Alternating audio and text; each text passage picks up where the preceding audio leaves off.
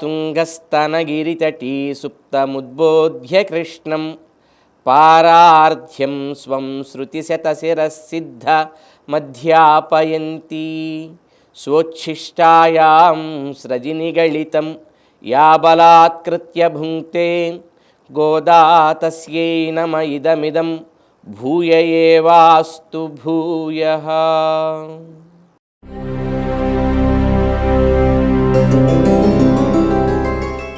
ఈరోజు మన ధనుర్మాస వ్రతంలో 26వ రోజు పాసురానుసంధానం చేసి అర్థాన్ని భావిద్దాం.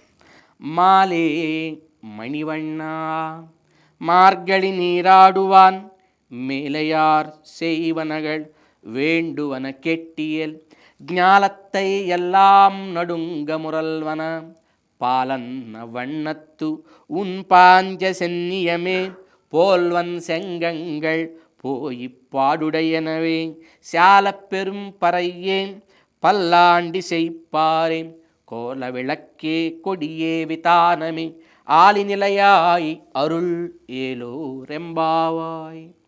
స్వామిని నిన్నటి పాసురంలో అమ్మవారు చూశారు. ఆయనలో ఇప్పటిదాకా వీళ్ళకి మాకు కృష్ణుడంటే చాలా ఇష్టం అనుకుంటున్నారు. ఈరోజు పాసురంలో స్వామిని చూస్తే వీళ్ళ ప్రేమ కంటే చాలా ప్రేమ ఆయనకి కనిపిస్తుంది. ఆయన కళ్ళల్లో ఆ ప్రేమ కనిపిస్తుంది. వీళ్ళ వంక అంత ప్రేమగా చూస్తున్నాడు ఆయన. ఎంత చెట్టుకి అంత గాలి ఉంటుంది. మనం చిన్నవాళ్ళం, జీవులం కదా. మన ప్రేమ ఇంతే ఉంటే ఆయన విభువు, మనం అణువులం. మన ప్రేమ అణువంతుంటుంది, ఆయన ప్రేమ విభువంతుంటుంది. రామాయణంలో ఒక సంఘటన ఇది మనకు తెలియజేస్తుంది. సీతమ్మ హనుమంతుడితో తన సందేశం అందిస్తూ, రావణాసురుడు కొంతకాలం గడువిచ్చాడు, నేను మాత్రం 4 రోజులే బ్రతికి ఉండగలను, రాముడిని తొందరగా రమ్మనమని చెప్పింది. ఈ మాట విన్న రాముడు, సీతమ్మ 4 రోజులన్నా బ్రతికి ఉంటుందేమో, నేను క్షణకాలం కూడా తనని వదిలి ఉండలేనన్నాడు. అంటే భగవంతుడు జీవుల కోసం అంత బాధపడతాడు, ప్రేమించే వాళ్ళ కోసం.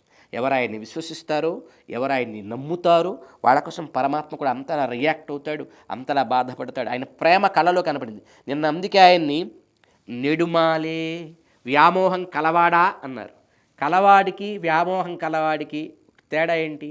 వ్యామోహం కొంత ఉంది, ఇంకా కొంత ఏవో ఉన్నాయి వాళ్ళు, అందుకని వ్యామోహం కలవాడ. ఈరోజు వ్యామోహమా అని పిలుస్తారు. మాలే, నిన్న నెడుమాలే అన్నారు, ఈరోజు మాలే. వ్యామోహం కలవాడా, అసలు నీలో ఇంకా వ్యామోహం భక్తులని కాపాడటం మీద ప్రేమ తప్ప మరి ఇంకేం లేదు. ద్రౌపదీదేవి ప్రార్థించిందండి. శంఖచక్ర గదాపాణే ద్వారకా నిలయ అచ్యుత గోవింద పుండరీకాక్ష రక్ష మాం శరణాగతం అంటూ కీర్తిస్తే స్వామి వచ్చారు. స్వామి అనుకున్నట్ట ఎంత గొప్ప విశ్వాసం ఈవిడికి. దేవతలని గెలవగలిగిన భర్తలున్నారు 5గురు, వాళ్ళ దగ్గరికి పోయి వాళ్ళని ప్రార్థించాల, ఎలాగైనా కాపాడమని అడగలేదు. తన చేతిలో ధనుస్సుంటే ఎవ్వరూ గెలవలేరు ఆయన్ని. భీష్మ పితామహుడు ఆయన ఉన్నాడు. జిత మృత్యు ఆయన అనొచ్చు, అంటే మృత్యువు కూడా ఆయన పిలిస్తేనే వస్తుంది ఆయన దగ్గరికి.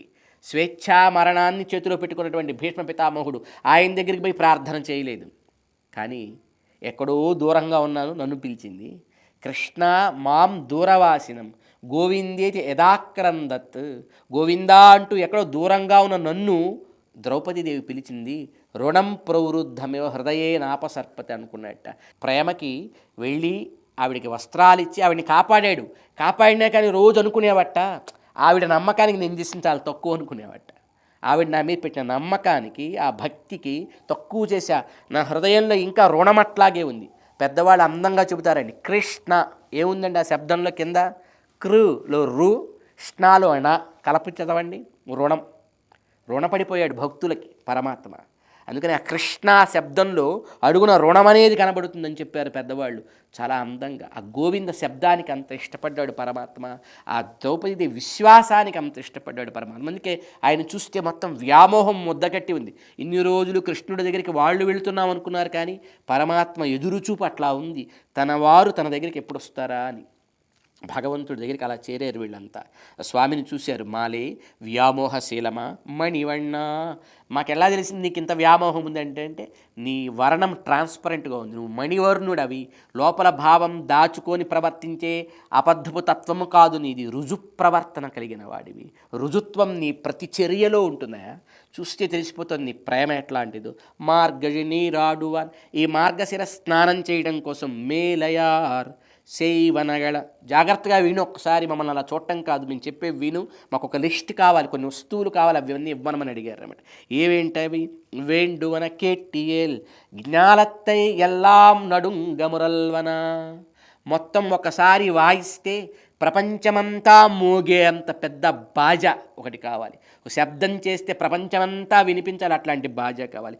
జ్ఞాలత్తై ఎల్లాం నడుంగమురల్వనం పాలన్న వన్నత్తు ఉన్ పాంచజన్యమే.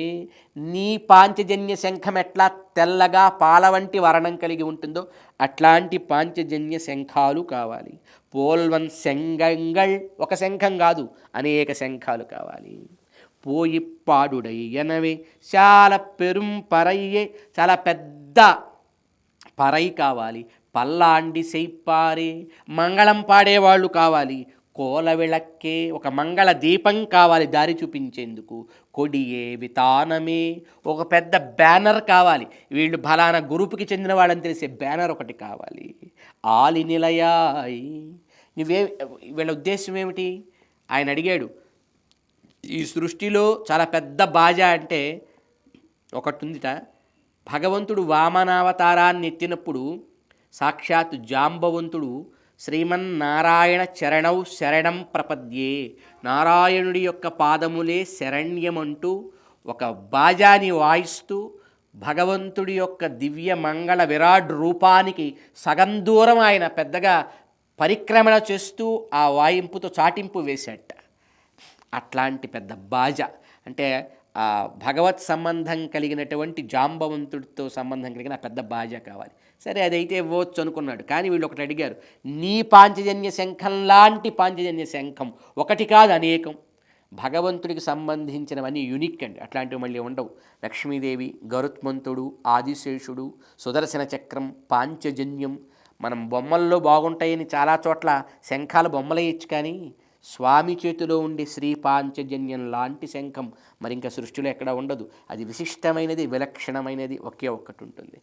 కాబట్టి కానీ వీళ్ళం సంఘం చాలా కావాలంటే సర్లే ముందు లిస్టు చెప్పని అన్నట్టుగా పరమాత్మ విన్నట్ట చెప్పారు వరుసగా. అట్లాంటి శంఖాలు కావాలి అంటే వీళ్ళ ఉద్దేశం స్వామి అధరాలను తాగుతుంది ఆ శంఖం, ఆ శంఖ స్పర్శ మాకు కూడా కావాలి, అట్లాంటివి కావాలి. అంతేకాదు, మనం వెళుతూ ఉన్నప్పుడు దృష్టి దోషం తగలకుండా మంగళం పాడే మంగళాశాసన పరులైన భక్తులు కావాలి.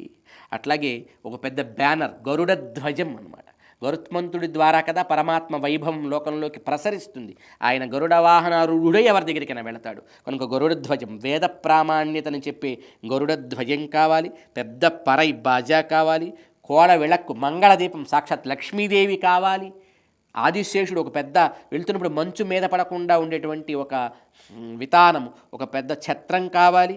ఇవన్నీ మనమంటే ఇవన్నీ యూనిక్, ఇవ్వలేం అన్నట్టుగా చూస్తుంటే ఆలి నిలయాయ్, నీకు ఒక రహస్య మంత్రం మా దగ్గర ఉంది, నువ్వేమైనా చేయగలవు. నువ్వు ఎప్పుడో ఒక చిన్న మర్రి ఆకు మీద సముద్రంలో తేలావుట, ప్రళయమంతా ఏర్పడితే మార్కండేయ మహర్షికి దర్శనమిచ్చాడండి. సృష్టి మొత్తం తన గర్భంలోకి వెళుతూ బొజ్జలో పెట్టుకొని పాదపు బొటనవేలుని లోపలికి పెట్టి ఆ పాదపు బొటనవేలు నుంచి స్రవించే అమృత రసాన్ని లోపలుండి జీవులకి ఆహారంగా అందిస్తూ మర్రి ఆకు మీద చిన్ని పిల్లవాడై తేలేవు కదయా, నువ్వు చేయలేని పని ఏదన్నా ఉంటుందా? ఏమైనా చేయగలవు. అఘటిత ఘటనా సమర్థుడవు, ఆలి నిలయాయి వటపత్రశాయి, ఏమైనా చేయగలవు కనుక అనుగ్రహించు, అరుళ్ కృప చేయమంటూ భగవంతుడి వస్తువులన్నింటినీ వీళ్ళు అడిగారు. ఇది ఈనాటి పాసురంలో. క్రమంగా తెలుసుకుంటూ ముందుకు సాగుతాం. ఆండాళ్ తిరువడిగళే శరణం.